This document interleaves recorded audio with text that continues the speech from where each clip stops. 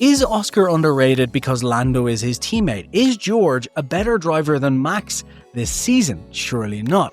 Could Bottas potentially be beaten by Perez at Cadillac next year? And what the fuck is going on at Alpine? All these questions and more answered right now in this week's Your Biggest F1 Questions.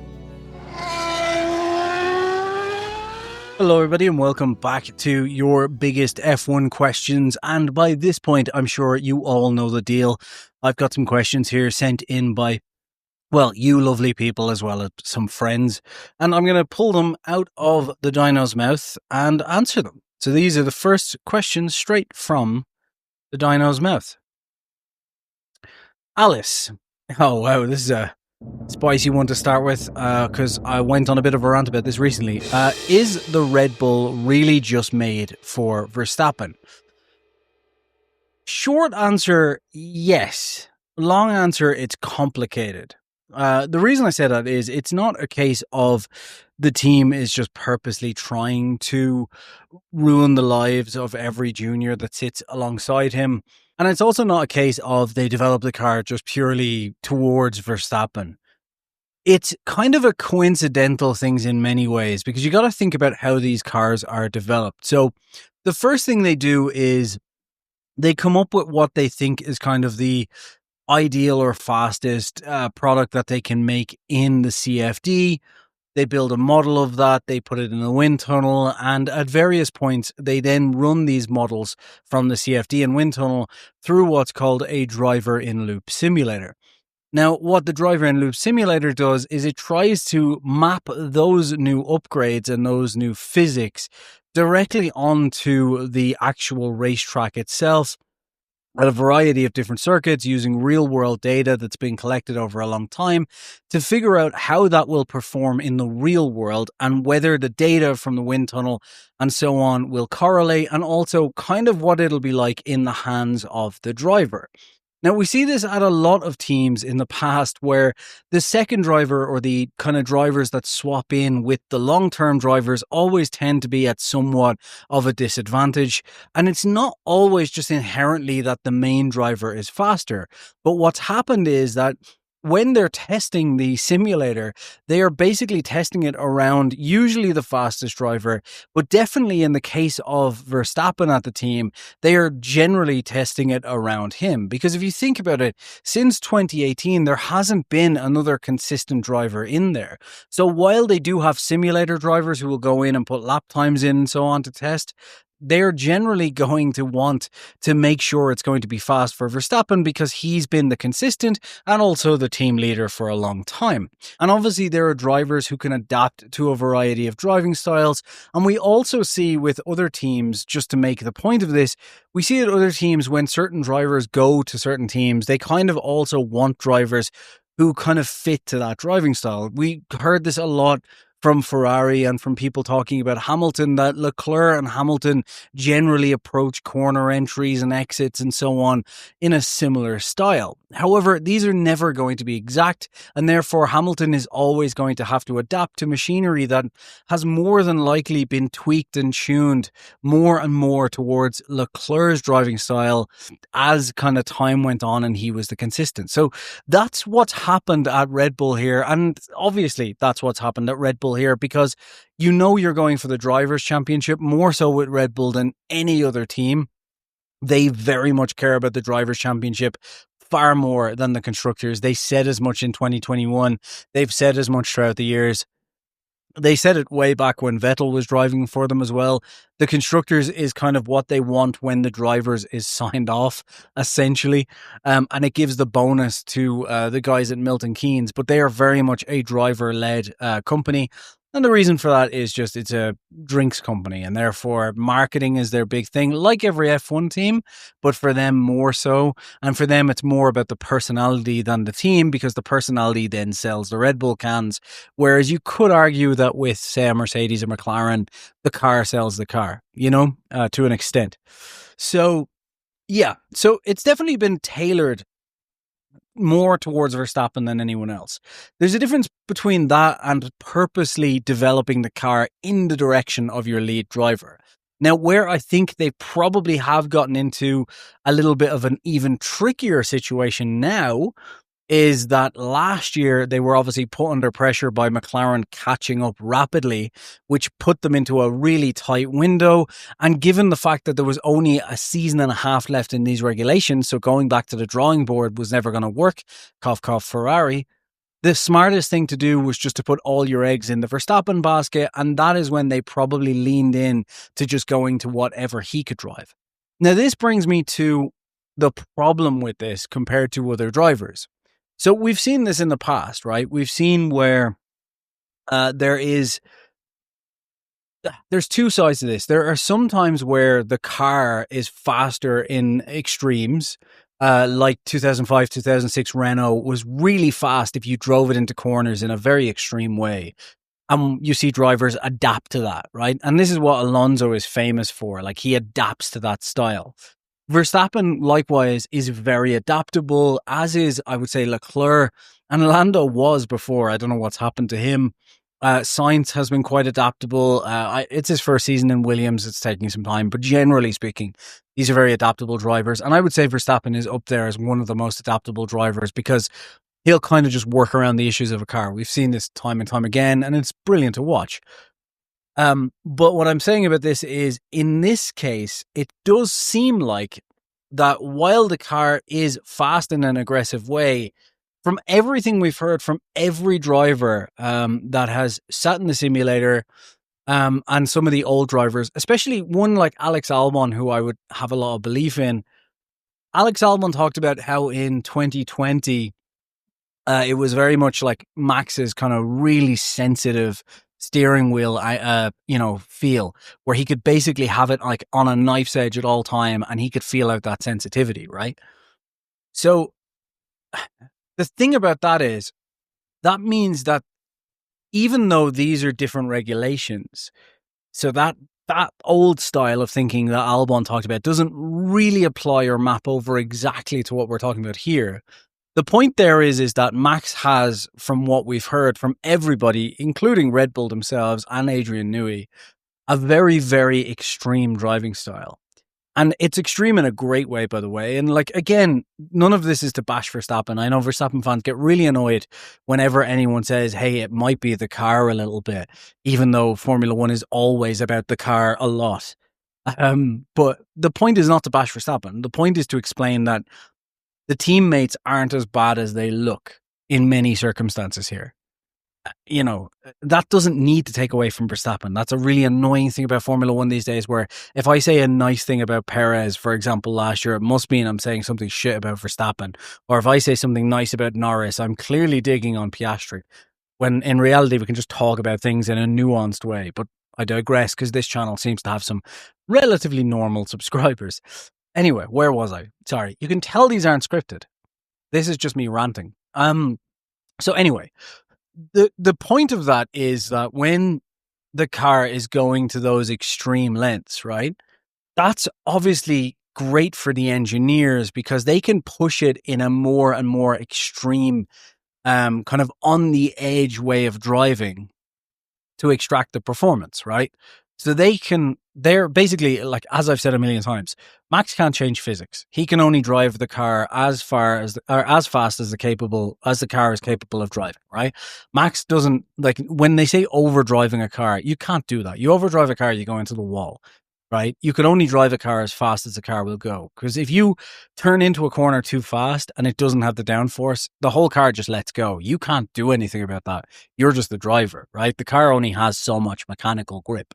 So it's all about knowing those limits and driving right on them. And that's where Max is brilliant, right? The reason he's brilliant is because, like Schumacher, for example, he does that every fucking weekend. It's not just a once in a lifetime thing. It's the same with Senna.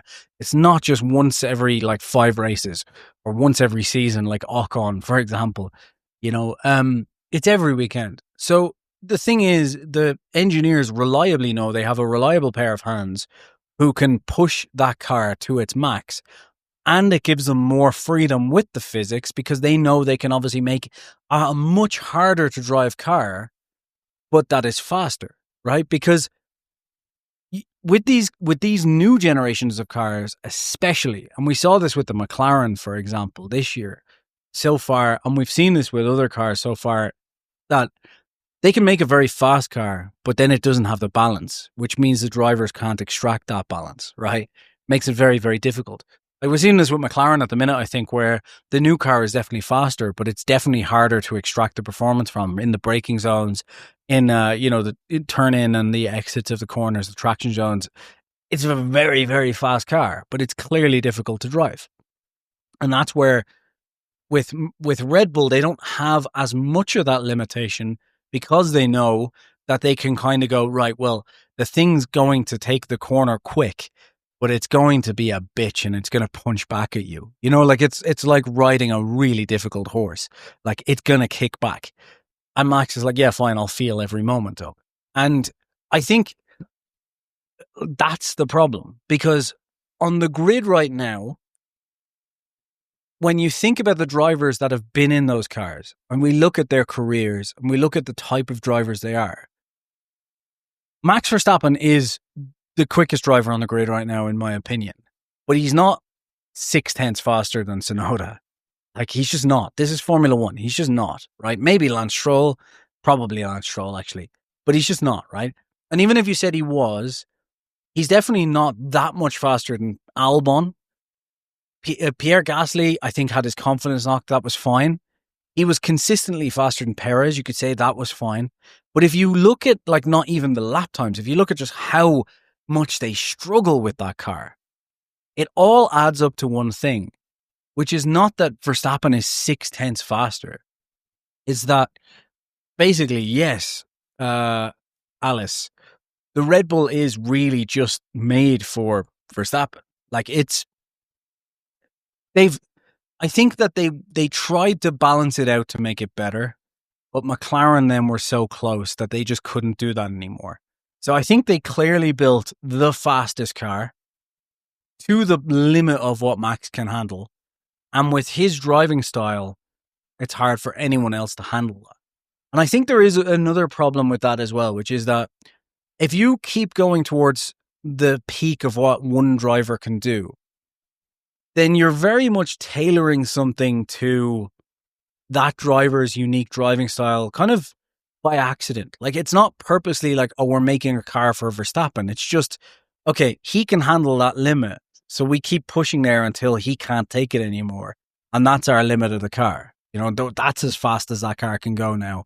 So we need to kind of peel back and maybe balance out this and balance out that.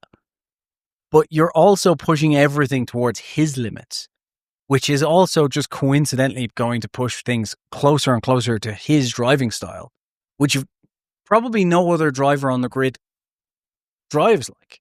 Like, even if, like, for example, if they did that with George's car, Hamilton's car, Leclerc's car, Verstappen would be able to drive it very, very quickly, but he wouldn't be able to drive it as fast as them, you know, because it's specifically tailored to Hamilton's driving style on the other side of that. So I think that's just what's happened over time. And I think it's not a knock on Red Bull or Verstappen. I think it's just like they're just trying to get the fastest car. And even Newey said years ago, like, one of the things he used to love was he would walk down and just ask the drivers, like, what do you need to make this go faster? So if you're kind of doing that for one driver year after year after year, it's just obvious that the car is going to kind of coincidentally map to that, and everyone's kind of going to push towards that. And we know that, like, the mechanics and everything kind of pushes towards Max in that team, as it should. You know, like, he's their superstar driver. It was the same with Schumacher back in the day. And it was unfortunately the same for Bottas, for example, who didn't stand a chance at Hamilton's team, even though he beat him a third at a time in qualifying. Yeah, so, like, I don't think it's an insult to Max. I just think that's the way it is. And I think, look, when it's one driver, like, if it's Gasly, you could say fine. But when it's Gasly, Albon, Perez, Lawson, and now Tsunoda, you can make an excuse for a couple of those. But Tsunoda's not, like, Tsunoda's many things. He's aggressive and he doesn't quite tailor his emotions. But he's not a slow driver. He's a very quick driver. Raw pace-wise, he's very fast. And he's definitely not 0.6 off of Max. So it has to be the car. Like, that's the obvious factor between all of these. Thank you for the question, Alice. Hey, everybody. Just a quick interruption just to ask a small favor, and it's not to subscribe to anything, any of that usual bollocks. Basically, it's just I have launched 2 new video series. Well, I've launched one. Another one's coming on Monday. You've probably seen the other one. It's called Story Time. It's about car histories. So far, we've been covering things like Ford and Citroen, big car brands. We're going to do that for a while because I want to go through some of my favorite car brands. But we are going to jump into really interesting stories like the story of Tucker, the GM EV1, and a variety of other cars, including like Formula One car histories and so on. So please, please, please do check out the current Storytime episodes. See if it's for you. And on Monday next week, Monday or Tuesday, I'm not going to fix myself to a day, I will be launching the next series, which will complete the trio of series going forward on this channel, which is called Car Heroes. I think you'll really enjoy that one because it's going to be all about the people behind the cars or behind the wheels. So people like Vettel, for example, my favorite driver, covering his entire history in the sport, to people like Colin Chapman, who built Lotus, to DeLorean and so on. So basically the way this channel is going to work going forward is you're going to have, starting next week, 3 episodes per week. Your biggest F1 questions will be out on Wednesdays. On Saturdays, you'll have Story Time, and on Mondays, you'll have Car Heroes. I just ask, if you are interested in automotive outside of cars, please do check them out. And if not, on Monday, when you see Car Heroes, please check it out. It would really, really help me. And if you're not interested in those things, please don't feel like you need to watch them, because YouTube actually kind of penalizes as well. So if you're not going to watch them all the time, or if you're not interested in car histories, please just stick to this F1 one. I'm not going to judge you. It would actually help me out. But just if you have a love for cars like I do, please feel free to check those out, and it would really help me. So thank you so much. Let's jump back to the episode. See what we got next. Bob. This is an interesting one, actually, Bob. Why is Piastri so underrated? This is something I've been noticing more and more. And yesterday we recorded the latest Blatantly Biased racing podcast that you may have heard me mention a few times, my new Formula One podcast, which isn't that new anymore. And Peter Brook was talking yesterday to us about how, as much as Oscar Piastri is one of the best drivers on the grid, he's not like an all-time great. We're not expecting him to go on a run of loads of championships and so on. And I just Peter made a good point, and you should go listen to his point on it. I'm not going to put words in his mouth, but I've heard this from a lot of people recently about how Piastri is a brilliant racing driver, but Max would destroy him, George would destroy him, Leclerc would destroy him, all of these things. And it has made me wonder, why is he so underrated when in reality he's clearly a very fast racing driver?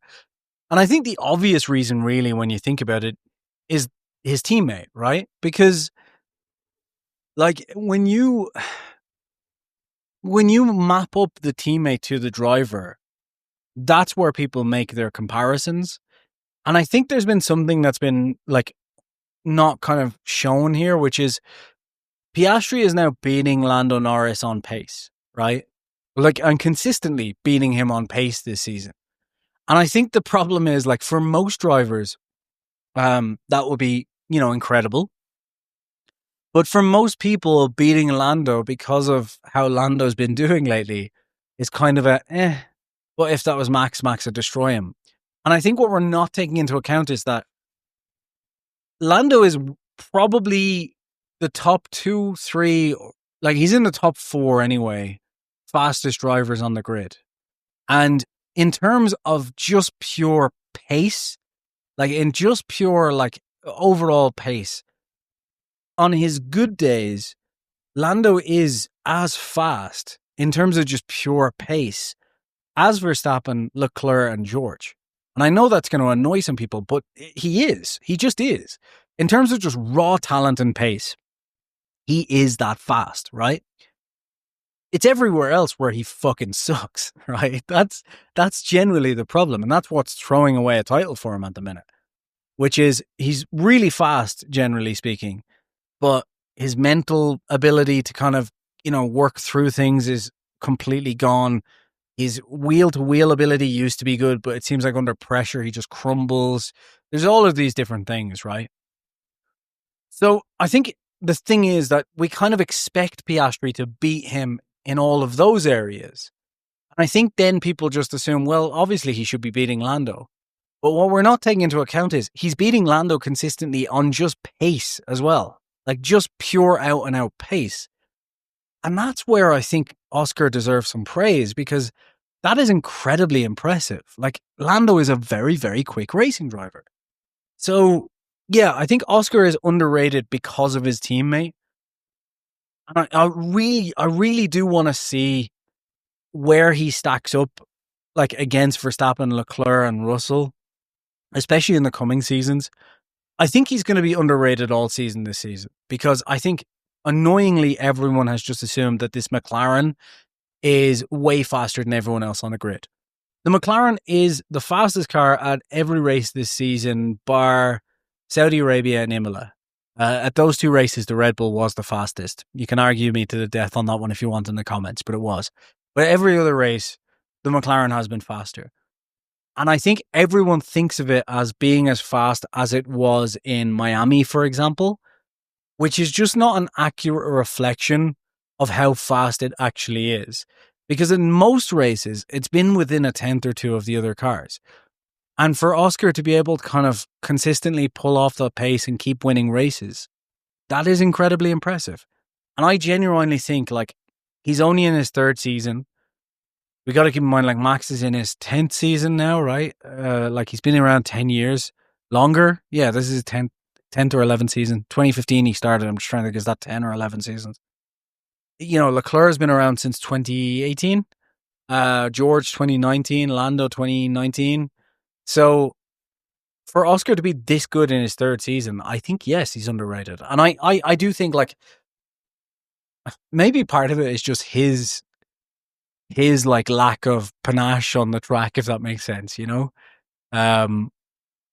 But yeah, I think he's going to be serious trouble for some of these drivers, because if we get a tight season at some point, he's going to be the one that is just not going to let emotions waft over him. And I think maybe that'll change now after he wins the championship this year. I think a lot of Max fans and Lewis fans will say, like, oh, it was just a car. But I think nonetheless impressive. And yes, I do think he's underrated.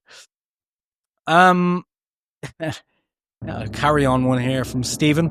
Stephen says, obviously Max, but who else would be winning in the McLaren? Okay, so there is a couple of drivers. But I just want to preface this by saying that, to follow on from what I said earlier, I do think at most weekends, Oscar and Lando have been kind of maximizing the McLaren. One or the other, not both. And I think there's been a couple of weekends where they haven't.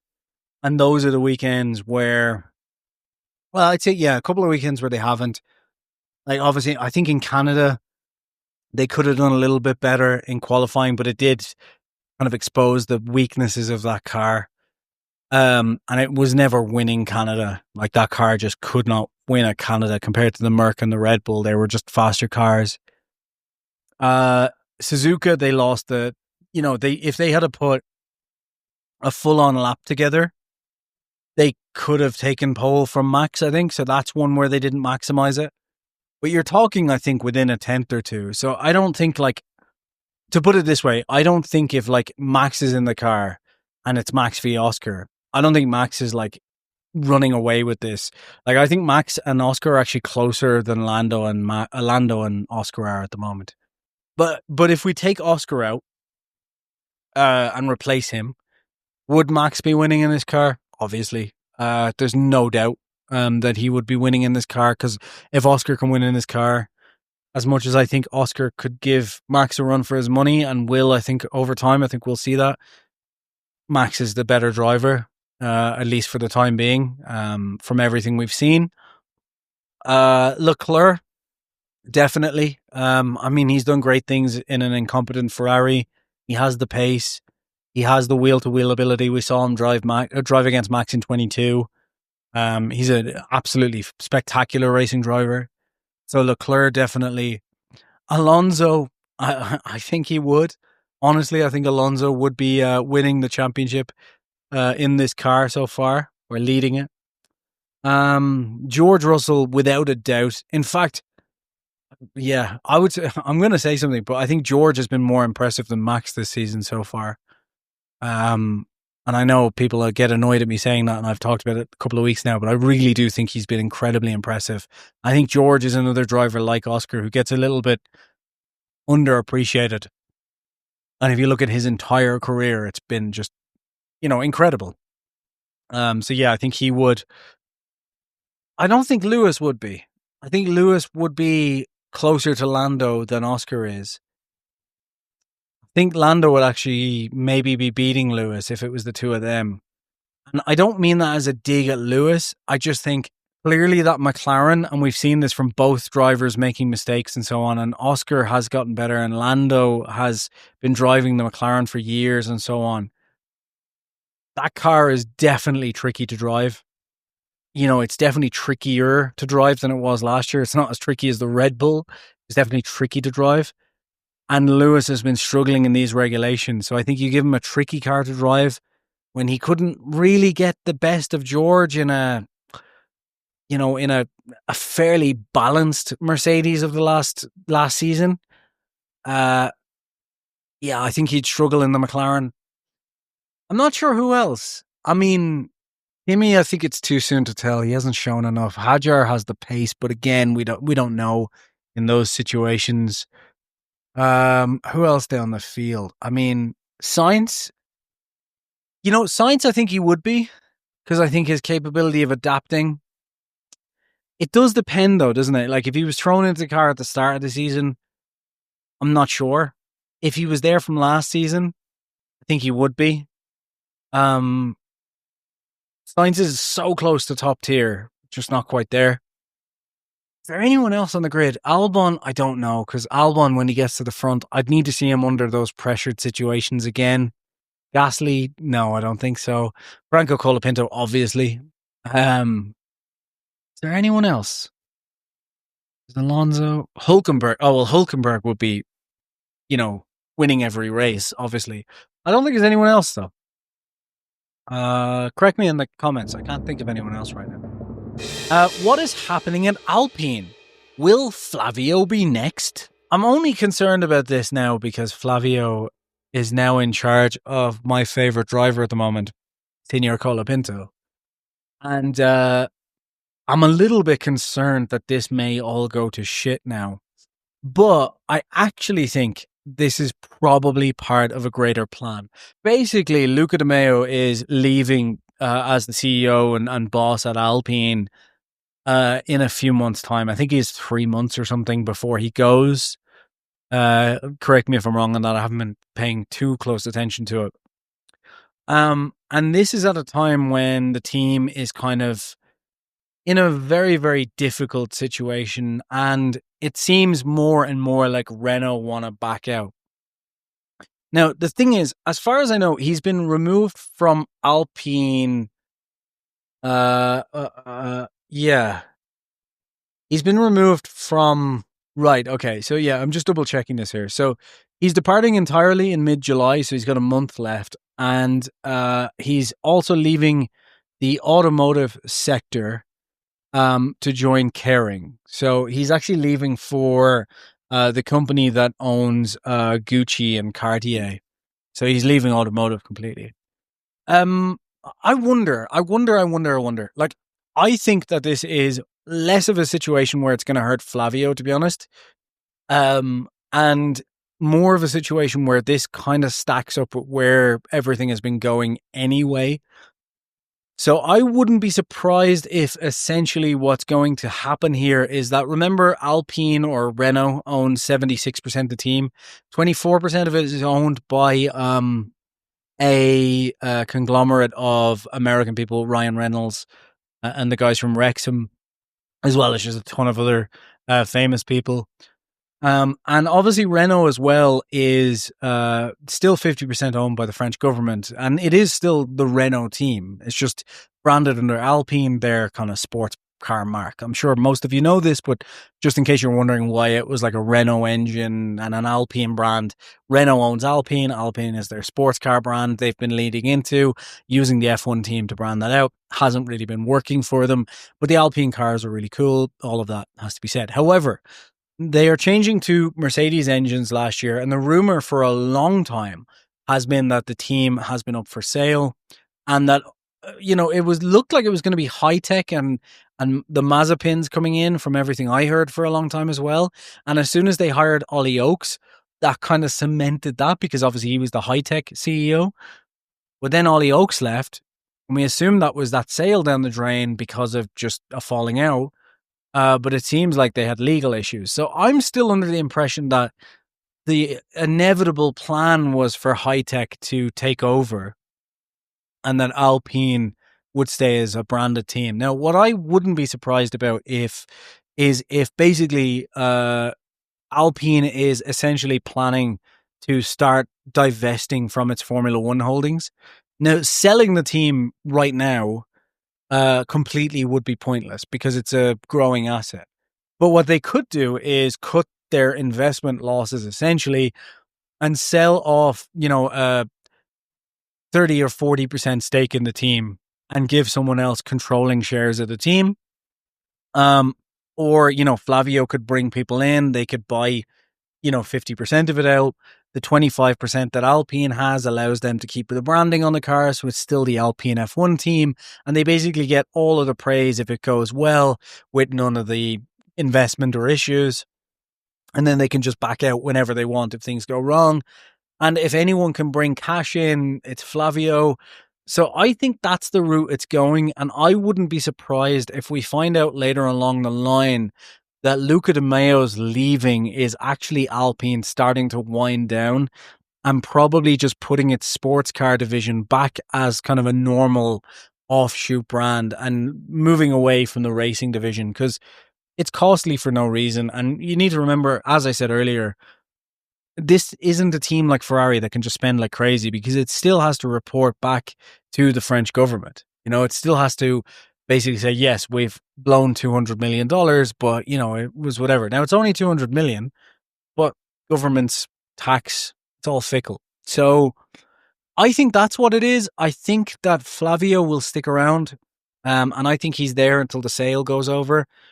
And I've got more and more and more of a sneaking suspicion as time goes on that when the sale happens, he's looking for a route where he can take over again.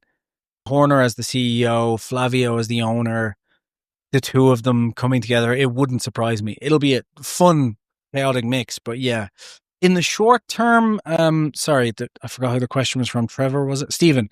No, Trevor. It was Trevor. In the short term, Trevor, nothing is happening at Alpine. I don't think Flavio will be next. I think if that was the case, I think Flavio would be going essentially out the door with Luca De Meo. But I think he's there for a while now, at least until they switch over next year. So, yeah, I don't think anything major is going to change. But we'll see. We'll see, I guess. Oh, Ravi. Interesting one. Yeah, this is a good one before we get to quickfire. Are you buying the engine rumors? So for anyone who doesn't know what's going on, there's been a lot of credible rumors lately from a variety of news outlets and sources, and just people around the paddock as well, kind of giving us a rough glimpse that we should take with the finest pinch of salt about what the actual running order of the engines is looking like for 2026. So it'll come as no surprise to anyone that it seems like Mercedes is going to be the most powerful engine on the grid. Again, another reason why I think Flavio might be kept around for when that comes in.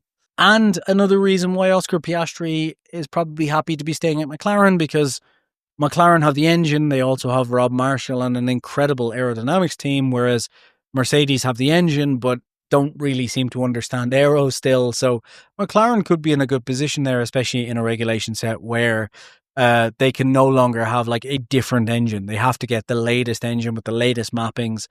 So the gap of having a works team isn't as important as it used to be, other than just, if it's your engine, at least you're fully in control of everything. But anyway, so it seems like it's Mercedes at the top. The surprising one is the rumors are saying that Audi is actually the second most powerful engine now from what they're expecting. And I mean, I wouldn't have thought so. Like, that wouldn't have been my guess, especially from everything we heard last year. But those Germans are bloody good at blowing things up, even if it's just combustible gasoline. So I think it could be the case. And then, that may be as well why Mattia Binotto and the team and Hülkenberg and everyone is so optimistic, because yes, they've made a jump this year, but it does seem like they're starting to be a lot more confident all of a sudden. And maybe it is a case of like, look guys, we may have a cracker of an engine here. But yeah, that's a surprising one. Again, take it with a grain of salt. We'll see. After that, it's Honda. And apparently those top three are quite close. Apparently Honda is a little bit off Audi from what everyone's hearing. The Mercedes and the Audi are very, very close. So it's Mercedes, Audi a close second. A little bit down is Honda. Then it's Red Bull powertrains and Ferrari, kind of a bit of a mess and a wash at the moment. The Ferrari one doesn't surprise me. It should be better than the Audi. I mean, it's Ferrari, but it doesn't surprise me because when the French media gets a sniff that they're even a horsepower up, they're talking about how they're going to win and dominate the next 4 centuries. And when the Italian media comes out and says something about Ferrari along the lines of, it's not looking great, you're like, oh, this is a disaster. So that doesn't surprise me. And Red Bull powertrains, as well as Honda, to be honest. And the reason I'm linking those is because I reckon Red Bull powertrains probably learned a lot from what Honda did and also has no real benchmark, against, like, I know Audi doesn't really, but Audi also has a lot of other engine works. So they could benchmark it, across historical data and so on. I think Red Bull is probably being pessimistic. They have got like 200 plus Mercedes HPP engineers. Andy Kell is no longer there, all of those things. And they're probably doing what Honda did before, which was, being really pessimistic about numbers and pushing and pushing and pushing. So this is why it might be off. But yeah, it's interesting. If that is the running order, though, it's going to be a weird 2026. Right, let's get to quick fire questions. Let's just see what is in here. Mark says, what's your top 4 drivers of this season? What's your top 4 drivers of this season? So I spoke about this before. Like, my top 4 drivers on the grid, full stop right now, is Max, Leclerc, George, and it used to be Lando. It's probably Alonso or Piastri now. I'd say Piastri just because of the form he's in, and as much as I think Alonso's still there, and as much as I think Hülkenberg would be beating Max Verstappen in the right car, you got to go on what their performances are under pressure at the moment. So yeah, I would say Piastri. But if we're talking about just this season, like actually just this season, it gets a bit more controversial. I'm going to go George, Max, Piastri. Oh, I can't even put Lando in there. Probably Leclerc, and Leclerc's a distant 4th at the minute in this season. Just this season. Here's really quickly why. Leclerc, I do think, is probably still, second on the grid most of the time, most often. However, 1, he hasn't been able to show it. And 2, just the start of the season, he was a little bit off. And I think part of that is just he's mentally unhappy with the car. So you got to give him a little bit of free range, but he hasn't been as spectacular as he normally is. So I would say he's probably in 4th at the moment, but if by the end of the season, I would not be surprised if he's way up my order. Piastri, I think, has been brilliant. Like I said earlier, beating Lando is impressive. There's just a bit of the car tax of the car has been the fastest on average. And when it's been the fastest, he's won the races, which is impressive. But there just hasn't been that kind of standout, like this is an incredibly impressive performance. But he's been brilliant nonetheless. George and Max, though. So Max has been incredible. And Max, overall, still the best driver on the grid, without fail.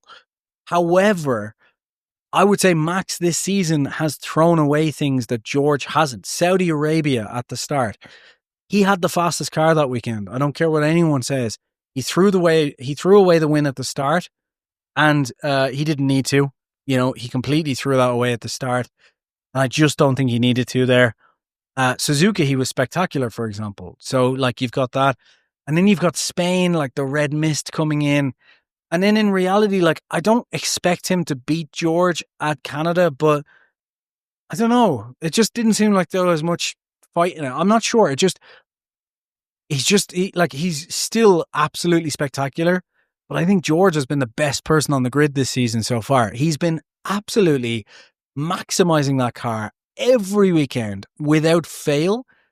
And there hasn't been a single weekend this year where you can say realistically, George hasn't got the most out of that car. Whereas there's been a few weekends this year so far, only minor ones, 2 or 3, where you could say Max hasn't been the fastest this season, or hasn't been maximizing his car this season. So I would say George, Max, Piastri, Leclerc so far. That'll change rapidly. And let me know yours in the comments. Best guess for Austria podium, says Josh.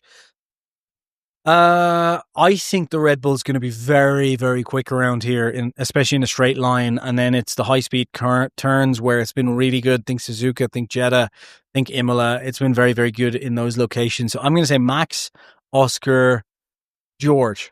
I'm just going to say George. Those are mine. That was quick. I hope that's okay. I did think those out, though, in yesterday's podcast, the Blatantly Biased Racing podcast, available now on all good YouTubes. Tim asks, if Leclerc leaves in 2026 for 2027, where does he go? I think I discussed this already before, but I don't think he goes to Red Bull because realistically, unless Red Bull is leading and Max has left, why would he go there? Because that's going to be a downgrade. Maybe McLaren, if Lando kind of falls apart, that could be a good place for him to go. I think the most likely outcome, though, is either a Aston Martin, or depending on what happens at Mercedes, he could go over there. I doubt that. But yeah, Aston Martin, Audi, maybe, depending on what they do. But yeah, if I had to guess of the top teams, maybe McLaren, if, things kick off there. Red Bull would be, I'd say, last chance saloon type of place, just to see what happens. But I would guess Aston Martin, if he does leave, But the thing is, I guess we just don't know what the driver market is going to look like at the end of this year, let alone next year, but we'll see. Chris asked, was the Vels re-signing a good idea? I wrote God idea here, but I'm pretty sure this question he sent me was good idea. But anyway, either or, yes, it was a God idea. Zia Vels has been signed on a long-term contract. As you probably are aware, massive Vels fan, a Vels head, a Vel head as it's called. Jimmy Consonance is absolutely spectacular. Look, I think unlike everyone else in the past, whenever he says he's going to do something and whatever he says the challenges are going to be, we get kind of a mapped out point of where that is. They've got 2 brilliant drivers. They're clearly on the up and up, and they're looking like the 5th best team this year when they have no business being there in reality. I think it's an absolutely brilliant move to keep him. It was a brilliant signing in the first place. And I really, really do hope, like, they'll have the Mercedes engine next year. They're fixing a lot of stuff. They're not stuck for cash anymore. I'm not expecting them to be like top 3 team next year, but I really, really do hope that by 27, 28, they are a force to fight like at the front of the sport once again. Because my earliest memory of Formula One is sitting in my granddad's in Dublin and hearing Murray Walker with a lump in his throat as Damon Hill crossed in a Williams. So for me, Williams has a bit of a special place. So, I would love for him to bring them back to the front. Be great. Be brilliant. And final quick fire question. Would Bottas beat Perez at Cadillac? So I've openly, angrily talked about this several times in the past. I think Perez is a better racing driver than Bottas. I am, a permanent resident of Mexico, and I do love Mexicans, so I will say I am biased here. However, given this is a quick fire question, I don't want to go into it for 45 minutes. I will just put it in simple terms. I think that it depends on the confidence of Perez coming back. You could say the same about Bottas, but I think these days after Mercedes, he's much more relaxed. So it depends on Perez's confidence. But generally speaking, Perez will beat Bottas hand over fist in race trim. Bottas will beat Perez hand over fist in qualifying trim. Bottas is a brilliant qualifier. Perez is an epic wheel-to-wheel and just epic racer. So I would not be surprised if it's an entire season. If they are paired up, it's still, who knows. But if they are paired up, I would not be surprised if it is a case of Bottas being ahead in qualifying every weekend and then getting overtaken by Perez in the races. That wouldn't surprise me. So yeah, thanks everyone for watching, and don't forget to subscribe. I'll see you next week and enjoy the Austrian Grand Prix. If you stuck around till this part in the video, it means you've probably enjoyed it, I would assume. And if you did, that means you'll probably also enjoy my F1 podcast, the blatantly biased racing podcast, where I'm joined by my co-host, the casual F1 fan, every week, as well as a range of other guests. And it's basically a weekly podcast where we just rant about everything that's going on. Sometimes an hour, sometimes 2, sometimes 3, especially if we get a good chatty guest. So be sure to subscribe to that if you haven't already, and hopefully I'll see you there. Thank you again for watching. Bye.